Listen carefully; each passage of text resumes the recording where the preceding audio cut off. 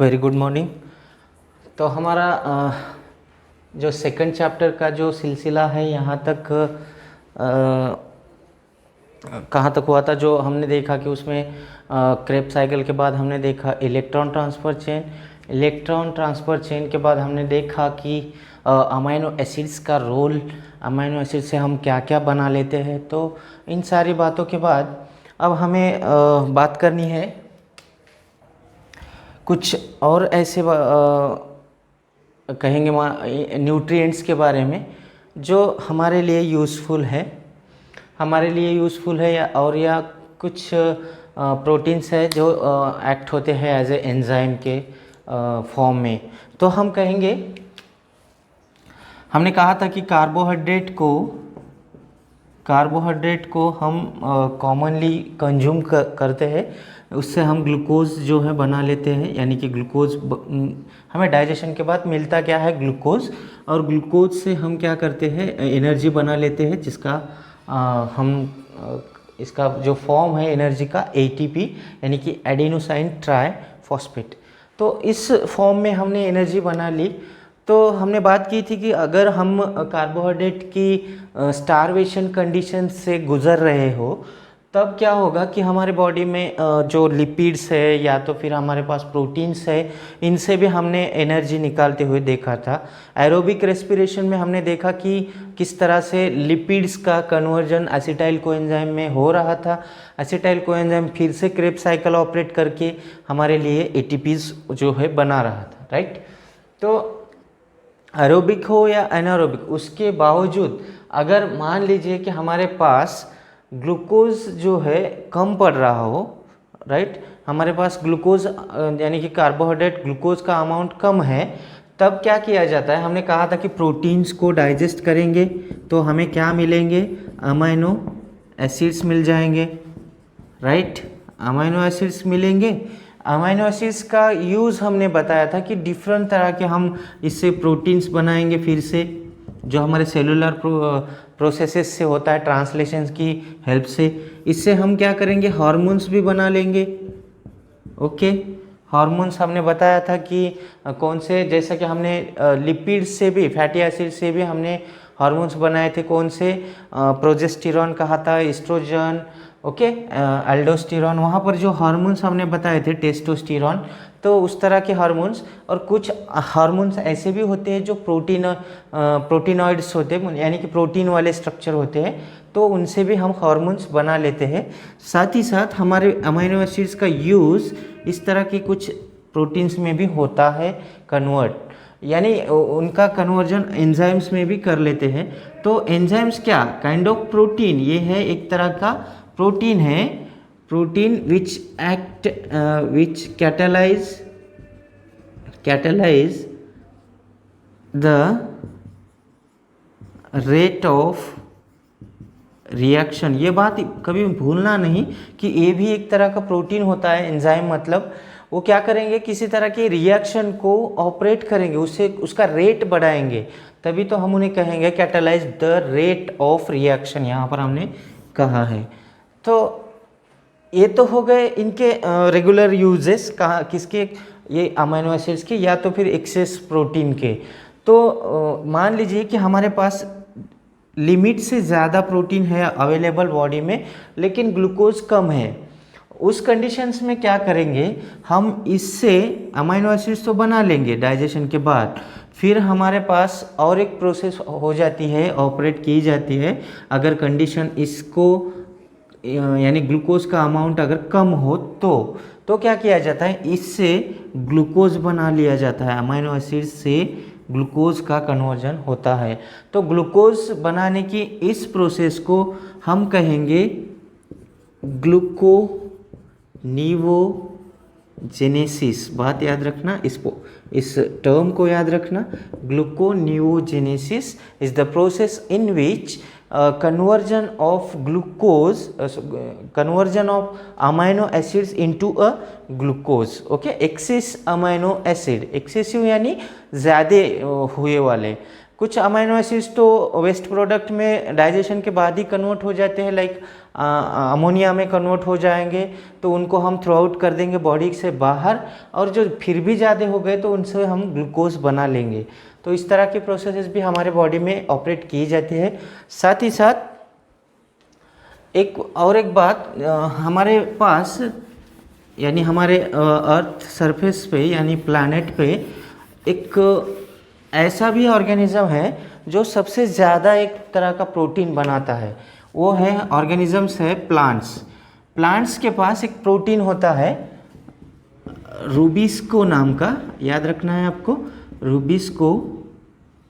Okay, ये क्या है, एक तरह का प्रोटीन है जो कि एंजाइम का काम करेगा उनके अंदर। ये enzyme act as enzyme, okay, enzymes का काम करेगा। और ये क्या है, अबंडेंट प्रोटीन है। यहाँ पर अगर हम देखें इस प्रोटीन को, abundant protein on earth, okay. हमारे अर्थ सरफेस पे सबसे ज़्यादा पाए जाने वाला प्रोटीन कौन सा है, तो ये रूबिस्को है। ये प्लांट के अंदर होता है। प्लांट के अंदर ये क्या काम करेगा, एंजाइम का काम करेगा। ड्यूरिंग द फोटोसिंथेसिस के समय हमने अगर ये साइकिल अगर आप देखोगे, केल्विन साइकिल आप देख लीजिए अगर आपके पास किताब हो तो। हमारे लिए अभी फोटोसिंथेसिस तो सिलेबस को है नहीं, जो कि हम यहाँ डिस्कस करेंगे। बस इतना बताऊंगा, इसका रोल आपको रूबिस्को का यहाँ पर दिख जाएगा अगर आप ये साइकिल देखोगे, केल्विन साइकिल। इसके अलावा इसका रोल आपको दिख जाएगा कहाँ पर, अगर आप C4 पाथवे देखोगे वहाँ पर भी आपको कहीं ना कहीं ये दिख जाएगा। ये C3 C2 वाले जो पाथवे होते हैं ये सारे के सारे फोटोसिंथेसिस वाले पाथवे, अभी हमारे पास उसके लिए सिलेबस में है नहीं, तो हमें उन्हें डिस्कस करना है नहीं। बस यहाँ पर इतना याद रखना है कि ये रूबिस्को एक तरह का प्रोटीन होता है जो प्लांट्स के अंदर प्रोड्यूस किया जाता है। ये प्रोटीन अबंडेंट है, सबसे ज़्यादा प्रोड्यूस किए जाने वाला प्रोटीन ऑन अर्थ सरफेस, और ये act as a enzyme, okay. तो ये है। इसके बाद और एक न्यूट्रिएंट होता है हमारे लिए या ऑल काइंड ऑफ ऑर्गेनिजम्स के लिए, water is an important nutrient. हम इसको भूल नहीं सकते, क्योंकि वाटर के बिना हमारे सेल का, हमारे बॉडी का, हमारे किसी भी पार्ट का कोई भी प्रोसेस पूरा होगा नहीं। क्यों नहीं होगा, हमें पता है लगभग 70% जो वेट है सेल का, ओके, वेट बाय वेट हम उसे कहेंगे सेल के, उतना परसेंट वाटर का होता है सेल का। और अगर हम ब्लड की बात करें, अप्रॉक्सीमेटली 90% ऑफ ब्लड कंटेन क्या होता है उसमें, वाटर, राइट। तो हमारे बॉडी के अंदर जो ब्लड है, ब्लड में लगभग 90% वाटर है। तो बिना वाटर के हमारे सेल अगर सेल के वेट के हिसाब से भी देखें तो उसके वेट के हिसाब से 70% वाटर ही पड़ा हुआ है, यानी हमारे सेल में वाटर का इतना महत्व है। तो हम क्या कहेंगे कि water is an very important nutrient for all organisms और लिविंग ऑर्गेनिजम्स के लिए। इसके बिना अगर थोड़ा सा भी आपने देखा होगा कि अगर हमें मान लीजिए लूज मोशन का प्रॉब्लम हो या डायरिया जैसी, या हमें स्वेट ज़्यादा आ चुका हो, उस कंडीशन में हम क्या थकान महसूस करते हैं, हमें कुछ समझ में नहीं आता है कि क्या हो रहा है। तो उस वक्त क्या हमारा बॉडी का जो वाटर लेवल है वो डिक्लाइन होता है, कम होता है, क्योंकि ड्यू टू द डिहाइड्रेशन, हम उसे कहेंगे डिहाइड्रेशन। तो डॉक्टर के पास अगर इस समय जाओगे, डिहाइड्रेटेड कंडीशन में अगर डॉक्टर के पास जाओगे या लूज मोशन वाली सिचुएशन में जाओगे, तो डॉक्टर आपको क्या देंगे, ORS देंगे, आपको ओरल रिहाइड्रेशन सॉल्यूशन, वो पॉकेट देंगे उसको, आपको उसके वाटर के साथ इसको पीना होता है। वो क्यों दिया जाता है, क्योंकि आपका जो लॉस हुआ वाटर है उसको फिर से वापस लाया जाए, वो जो तुमने लॉस किया था बाय द स्वेट और अदर एक्टिविटीज़ के थ्रू।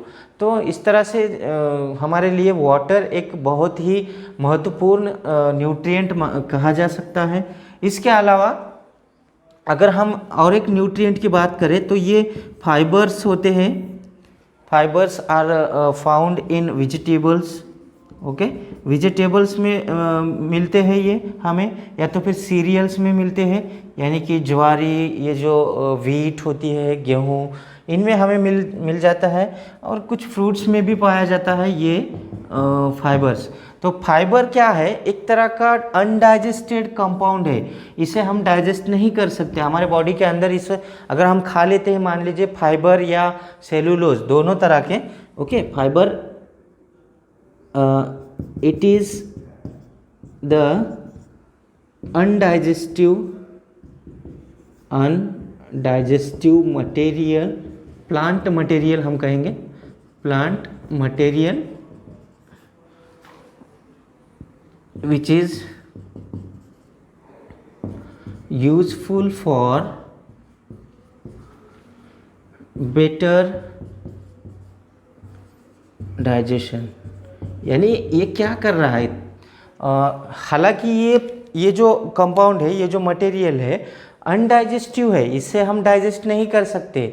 वो एक तरह का स्टिकी सब्सटेंस होता है, वो डाइजेस्ट तो होगा नहीं, लेकिन क्या करेगा हमारे लिए, जो हमारे बॉडी के अंदर जो डाइजेशन प्रक्रिया होती है उसमें हेल्प करेगा, स्मूथली डाइजेस्ट करने में यूज़ करेगा। तो यूज़फुल है। तो हमें क्या पता चलता है कि फाइबर कंटेनिंग फूड्स जो अगर हम कंज्यूम करेंगे तो इससे क्या होगा कि हमारा डाइजेशन स्मूथली होगा, हमें कोई पेट वाली प्रॉब्लम, दिक्कत नहीं होगी। या तो फिर मान लीजिए कि हमारा फूड जो है डाइजेशन होने के बाद कुछ मटेरियल जो डाइजेस्ट ना हुआ हो, तो वो क्या होता है, हमारे इंटेस्टाइन में हमें दर्द देने लगता है। यहाँ पर कभी कभी आप दिखते हैं कि हमारे पेट दर्द होता है, तो वो किस वजह से होता है? क्योंकि कुछ मटेरियल वहाँ पर पड़ा हुआ होता है। तब उस कंडीशन में अगर आप फाइबर कंटेनिंग कोई भी फूड मटेरियल कंज्यूम करोगे, तो फाइबर्स की हेल्प से क्या होगा कि उसको स्मूथली बाहर निकाल दिया जाएगा।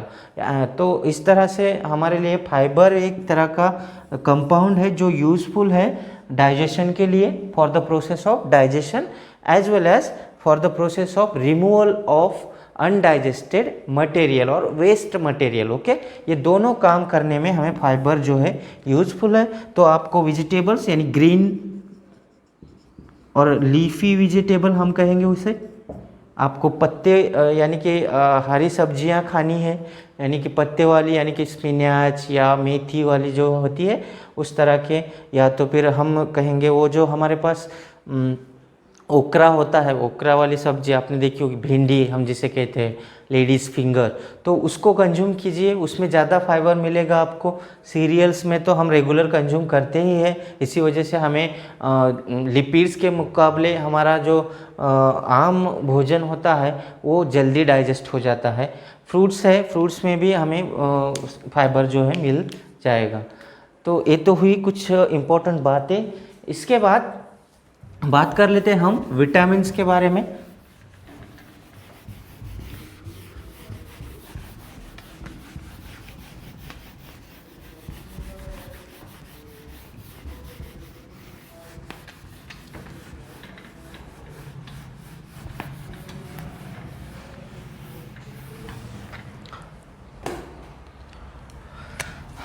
तो vitamins, okay, vitamins are also useful for the growth and development of organism। तो हमारी ग्रोथ होने के लिए, मान लीजिए ग्रोथ के लिए, या कोई किसी तरह का भी ब्रेन डेवलपमेंट हो, या और कोई भी हो, या हमारे विजन का डेवलपमेंट हो, किसी तरह का भी हो, तो vitamins are the also useful nutrients. तो इनके बिना हमारे बहुत से फंक्शंस जो है वो ठीक से ऑपरेट नहीं किए जाएंगे। तो बेसिक टाइप देखेंगे पहले, तो हम इसके जो 6 टाइप्स होते हैं, मेन टाइप कहेंगे हम उन्हें, 6 मेन टाइप ऑफ टाइप्स होते हैं विटामिन्स के। कितने? 6। तो उसमें होते हैं विटामिन ए होगा, vitamin A, B, C, vitamin D, vitamin E and vitamin K. Okay, तो यहाँ पर ये जो 6 विटामिन्स है ये बेसिक टाइप के, मेन टाइप के हैं। इसके अलावा हमारे पास B2, B5, B6, B12 इस तरह के बी कॉम्प्लेक्स से बहुत से विटामिन्स होते हैं। तो हमारे पास इन विटामिन्स का रोल्स हमको पता है। अगर हम विटामिन ए की बात करें तो हमारे पास किस तरह का रोल है। विटामिन ए से हम कहेंगे कि हमारी जो विजन पावर है, हमारी देखने की जो क्षमता होती है, हमारे जो रेटिना है उनको ठीक से डेवलप करने में विटामिन ए का जो रोल होता है वो अच्छा रहेगा। अगर विटामिन ए की मात्रा हमारे अंदर भरपूर होगी तो हमें कभी भी आँखों वाली प्रॉब्लम नहीं होगी। विटामिन बी कॉम्प्लेक्स जो होता है, बी कॉम्प्लेक्स से लगभग जो स्किन डिसऑर्डर्स होते हैं, स्किन डिसऑर्डर्स जो होंगे वो डिफिशियंसी ऑफ बी कॉम्प्लेक्स की वजह से होते हैं। तो इनके बारे में भी आपको सतर्क रहना है, इनका भी सेवन लगातार करते रहना है। अगर बात करें विटामिन सी की, विटामिन सी जो है एक बहुत ही यूज़फुल विटामिन कहेंगे हम उसे, जो कि हमारे स्किन को, हमारी बॉडी को या हमारे सारे के सारे स्किन को जो यंगर बनाने में उसका यूज़ होता है। तो विटामिन सी का सेवन भी ज़्यादा से ज़्यादा करना चाहिए। विटामिन डी जो हमारे बोन के लिए यूज़फुल है, आपने देखा होगा कि हमारे पूर्वज जो है जो छोटे बच्चे होते हैं उनको जो सुबह वाली अर्ली मॉर्निंग वाली जो सनलाइट होती है उसके नीचे लेकर बैठा करते हैं। वो क्यों ऐसा होता है? तो उसमें से हमें विटामिन डी मिल जाता है। तो विटामिन डी भी वेरी यूज़फुल है। विटामिन ए और के जो है, ये जो प्रोटीन विटामिन्स है ये भी हमारे लिए यूज़फुल है। हमारे कुछ हेयर प्रोडक्शन में या तो फिर कहेंगे हमारे कुछ तरह के जो डेवलपमेंटल पार्ट्स है उसके लिए हमें यूज़फुल है विटामिन ई के। तो इनका लगातार हमारे बॉडी में जो लेवल है वो मेंटेन होना चाहिए। तो बात करते हैं इनमें से, इन 6 टाइप में से vitamin A, vitamin D, vitamin ई और विटामिन के, ये जो चार टाइप वाले प्रोटीन हैं ये सारे के सारे फैट सोल्यूबल होते हैं। फैट के अंदर डिजॉल्व होंगे ये फैट सोल्यूबल। और जो विटामिन बी एंड सी है वो वाटर के अंदर इजीली सोल्यूबल हो जाएंगे, यानी कि वाटर सोल्यूबल होते हैं, वाटर के अंदर डिजॉल्व होने की क्षमता उनमें होती है। तो इसके बाद राइबोफ्लेविन और एक होता है निकोटिनामाइड, ओके, विटामिन B2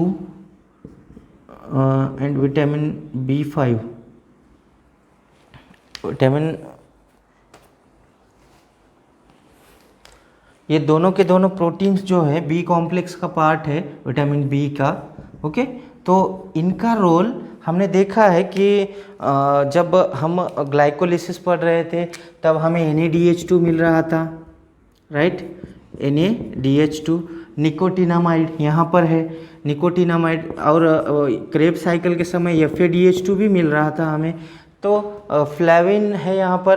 तो फिर से हम यहाँ क्यों इसके बारे में बता रहे हैं, जब इनको बनाना होता है during the process of Krebs cycle और ग्लाइकोलिसिस में, तब इन विटामिन्स की बहुत ज़रूरत होती है, क्योंकि कोएंजाइम कोई भी बनाना है, अगर किस तरह का ये बनाना है तो निकोटिनामाइड के बिना ये बनना जो है इम्पॉसिबल होता है। तो इनकी ज़रूरत, अब राइबोफ्लेविन की ज़रूरत जो है यहाँ पर FADH2 बनाने में होती है, निकोटिनामाइड की ज़रूरत यहाँ पर NADH2 बनाने में होती है। तो इनका भी हमारे बॉडी में होना बहुत ज़रूरी होता है। तो इस तरह से हमने देखा कि कुछ यूज़फुल न्यूट्रिएंट्स हमारे बॉडी के लिए ज़रूरी होते हैं। तो न्यूट्रिएंट्स की बात अगर हो रही है तो हम ग्रोथ और डेवलपमेंट के बारे में भी बात करेंगे, क्योंकि अब जो है, मान लीजिए हमारे पास कोई प्लांटलेट है, छोटा सा प्लांटलेट है, हमने उसे ग्रो किया है किसी कुंडी में, इस तरह से एक पॉट है, छोटा सा पॉट, ओके, उसमें हमने प्लांटलेट लगाया है, छोटा सा ग्रो किया, इस तरह से छोटा प्लांट, ओके।